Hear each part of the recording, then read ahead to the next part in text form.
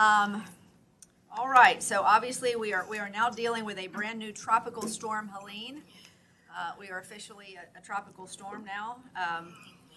I'm gonna leave it to Angie to give you the major weather update, but I will just tell you that in terms of the city of Jacksonville, we are focused very heavily on a major wind event for us, as opposed to much of the other issues, and I'll let Angie get into more of that. So we're gonna be looking heavily at increased tornadic activity, probably Thursday, mostly Thursday into Thursday evening. So in anticipation of that, I have signed an executive order declaring a local state of emergency starting at 12 p.m. today. As a reminder, this is a necessary step to initiate the local resources that we need to protect the public during the storm. So that state of emergency for us will start at noon. We'll brief the council at 3 p.m. On that issue. Also, Governor DeSantis this morning has added us to the order declaring a state of emergency on the state level. So we're covered both ways there. The Duval County Emergency Operations Center is partially activated right now. It will be fully activated at 8 p.m. tonight. And our team will also be providing a briefing to the City Council. I said that at 3 p.m. At the conclusion of the special council meeting, they're going to adjourn and immediately convene their regular meeting. Obviously, tonight is budget night, so a big night for a lot of things, but we wanted to make sure we got this done early. All City of Jacksonville offices are going to be closed on Thursday during the worst parts of the storm. We anticipate that we'll be able to bring everybody back on Friday, but obviously we're going to watch the trajectory of this storm and how long it takes to get to us, and that may have to be adjusted, but that's our plan at the moment. We're coordinating with all of our constitutional offices on their plans for Thursday and Friday. Right now, their plans, as far as we know, are the same as ours, but we'll keep monitoring that as well. Duval County schools will be closed on Thursday and Friday. And while you'll see the weather clearing up on Friday, we should see the wind reducing on Friday morning and start to clear out pretty rapidly. But I want you to keep in mind that the reason that schools are closed both Thursday and Friday is because 4 of our 5 shelters that we're opening are schools. And it will take them time to clean up and to close down those shelters. That's why the schools have to be closed both Thursday and Friday. So if you are living in a trailer, an older home, or a low-lying area, we want you to really pay particular attention to where these shelters are. They're going to open as of 4 p.m. tomorrow. Atlantic Coast High School, that's on Skinner Dairy Parkway. That's going to be open for special medical needs and will be pet friendly. Chaffee Trail Elementary on Caruso Way, that will be open as well for the general population. The Legend Center on Sutel Drive, that will be open for special medical needs and pet friendly and general population, so everybody. The Landmark Middle School on Kernan Boulevard will open for general population and be pet friendly, and La Villa School of the Arts open for the general population. JTA is going to be providing free transportation to those shelters if anybody needs it. Right now, they're making plans to secure the Mayport Ferry. No update at this point, at least from us, on exactly when the ferry will stop operations, but I'm sure JTA will be happy to give us an update on that if you would like it.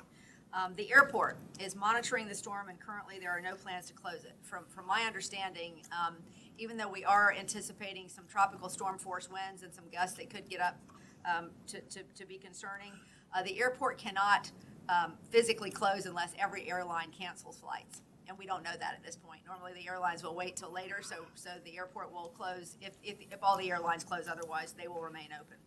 Our public works team is taking care of trees, clearing drains, securing loose items in advance of the storm. The good news is they've been doing a lot of that for weeks, ever since we had this really heavy rain. Honestly, that is our biggest concern during this storm, is that we have such saturated ground. We're worried about trees falling over because we're going to have a lot of wind for a relatively short period of time, but still, that could cause us some problems with the saturated ground. And there will be some, the regular suspects that always flood may be an issue for some flooding. But beyond that, we're not expecting a crazy flooding scenario. We'll be keeping solid waste pickup on schedule on Thursday and Friday, as long as it is safe to do so. And if there are any homes that are missed on those days, pickup will happen on Saturday. Once again, I want to encourage everyone to please, if you have an issue, call 630-CITY. We will have that staffed 24/7.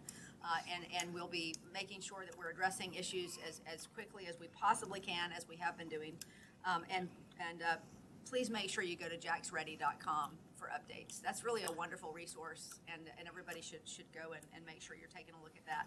I am going to turn it over to the National Weather Service, for Angie, to give us an update on the weather at the moment, and then I'll come back for any questions you might have, okay?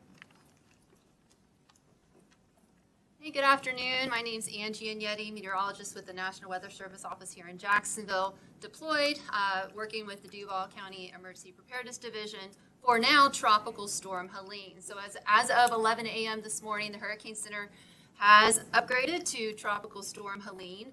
The storm itself is still just a little east of the Yucatan Peninsula near Mexico.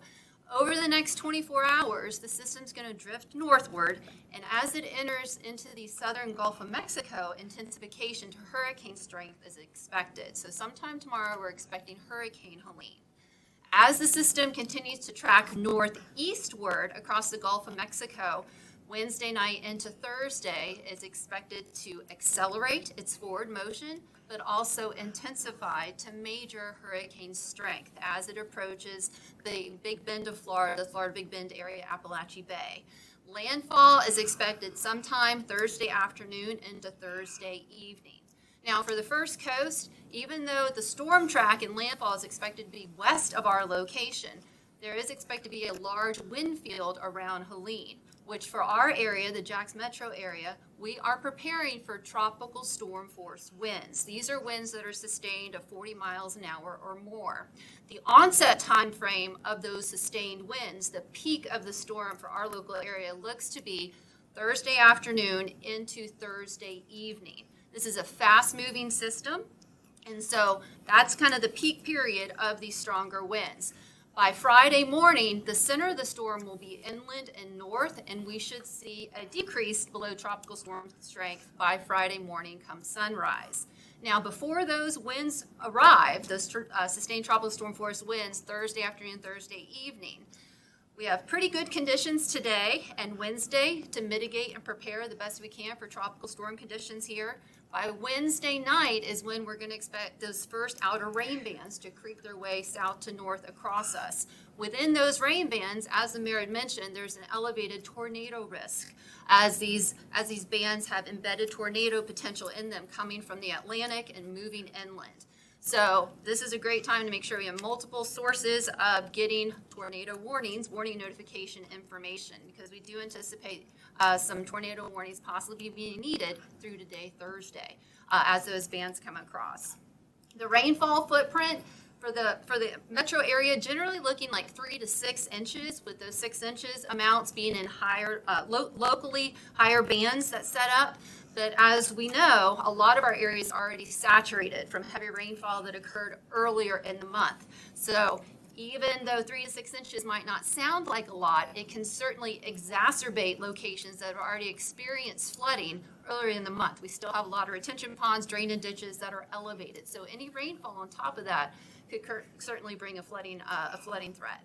Finally, storm surge footprint. Not expected to be a major player, especially for coastal locations. Generally inundation up to 3 feet. So our dune line is very well structured, so really not looking for an immediate concern on the Duval County coast southward for storm surge. But farther up on the Nassau County coast, getting up in southeast Georgia, that's where we could see some inundation potential up to 4 feet. For the St. Johns River Basin, we do have elevated tides right now, elevated astronomical tides. They're running about 1 to up to 1.5 feet above normal levels right now. If we put a storm surge of 1 to 2 feet on top of that, then within the St. Johns River Basin itself, we could see up near 3 feet of inundation.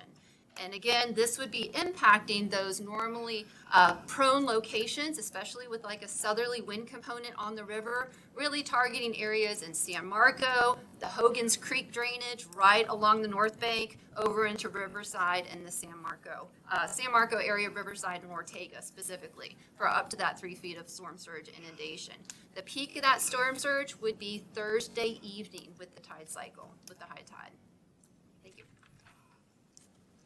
Okay, so anybody have questions? I want to say, and I know Angie mentioned this earlier, so I want to make sure people understand, this is not an Irma situation we're looking at, okay, in terms of that. We could see some isolated flooding, but we're not looking at a scenario where, or what was Irma, you said, 4 or 5 feet? Yes. 5 feet, clear 4 to 5. We're not looking at anything like that. So I don't want people to worry about that, but I do want you to be prepared. We may have to close some streets with isolated flooding. And certainly I want everybody to be on the lookout in terms of possible trees coming down, given the saturation of the ground and the winds. Any questions? Mayor, with this being largely a wind event, do you anticipate any of the bridges needing to be closed? I'm going to let JSO handle that one. The bridge monitoring the bridges is something we're very well versed at, and we can do that remotely. So we generally will monitor the bridges with teams set up at the bases of the bridges, looking for sustained winds of 40 miles an hour or over for a minute, and shutting that bridge down when we have to, and then opening it back up. But as always, our intent is to get the bridges back open as soon as possible. So, Thank you. Mayor, as far as the wind situation, as you were mentioning, are there specific areas who should be a little more concerned than others? Should it be maybe more on the west side, since we're seeing that I think track wide there? open areas, you're looking at, areas around the coast, along the river. Big open areas, maybe up by the airport. That's where you're going to see, the biggest impact on those things, because that's where the wind will be heaviest effect. Mayor, are crews already pumping water out of the retention ponds Yes. or rivers and whatnot back into over there, so that way it won't flood as much? Yes, absolutely. That has been actually ongoing, but we have absolutely ramped up those efforts to make sure that we are in as good a position as we can possibly be. The good news about this, honestly, is that it's moving so fast, or will be moving fast by the time it gets to us, that it should move through pretty quickly. So we're hoping that rain impact will be minimized because of the speed of the storm. Is there a level of seriousness? I'm sorry. Is there a level of seriousness to how much flooding we should expect, because we did get some heavily saturated areas because of the rain these past few weeks? Well, I'll let Angie correct me if I'm wrong, but I think what we heard her say was that those areas that have been flooding, that are prone to flooding, are probably going to see some flooding. There could be isolated areas where that's, if we get up to 3 feet, where we could see some problems there. But that's why we want to make sure we're monitoring where we might need to close off some roads to make sure people aren't driving through standing water. But those are the areas, where they are. Where those areas that constantly flood will probably, because of the standing water we already have, be flooded again. Mayor, on for the school closures, do you know on after-school activities, including high school football Friday, has been decisions made on whether those are or are not going to happen? I'm going to let Dr. Bernier answer. Thank you, Mayor. Regarding after-school activities on Wednesday, all after-school activities and athletics will be canceled except for our daycare options at our middle and elementaries. The news press and the community should know that Duval County had already planned in its schedule an early release day for Wednesday. So we are not releasing early based upon the storm, but we are releasing early.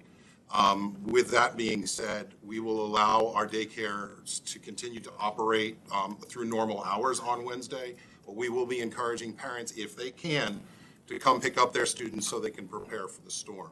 When it comes to Friday night, in order for an athletic event to occur, students must be in school, so we will not have competitions Friday night, and we will reschedule.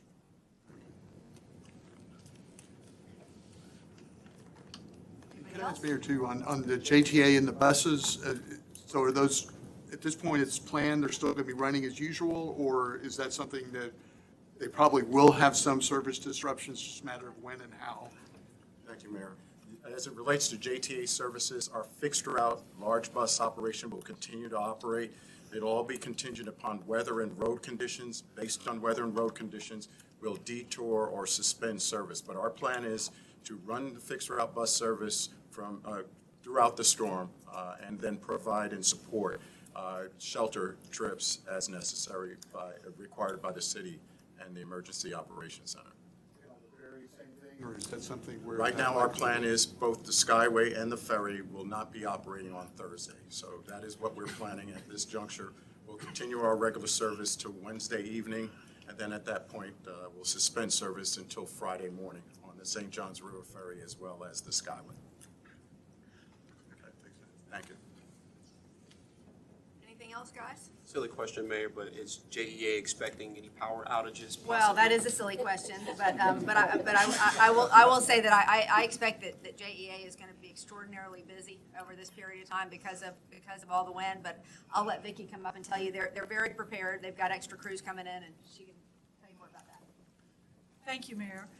JEA has already got our facilities tied down and ready to go. With a wind event like this, we have brought in 50 additional crews to supplement our 24 crews. They will arrive tomorrow, so we will have 400 line workers ready to go for down trees.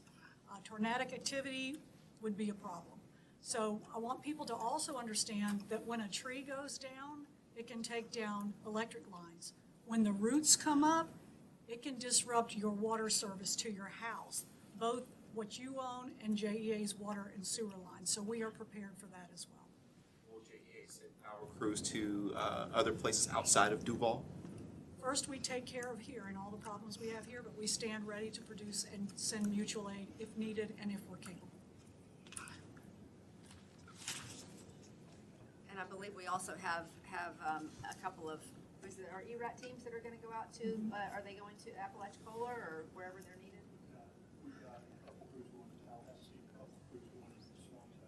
Did you hear that? So we've got a couple crews going to Tallahassee, a couple going to Swanee Valley to help out with where things are going to be most impacted. I just want to say again, once again, I mean, our hearts go out to the places that are going to be most impacted by what, by all accounts, is going to be at least a Category 3 storm by the time it hits the Big Bend or close to that. But I don't want anybody to take this storm lightly, because I do think the wind could cause us quite a bit of problems. And I'm hoping that what people will do is, even though that today and tomorrow are going to be nice days, on Thursday, once you have the opportunity to do so, if you don't need to be out and about on the streets, hunker down and just wait on this wind event to go by, and then hopefully by Friday morning we're looking at a much better day. So, anybody else with questions? Okay, we will be back at 6:05 for another briefing, and obviously we'll have more information by then, but certainly feel free to reach out to Phil Perry in my office if you have any other questions. Thanks, guys.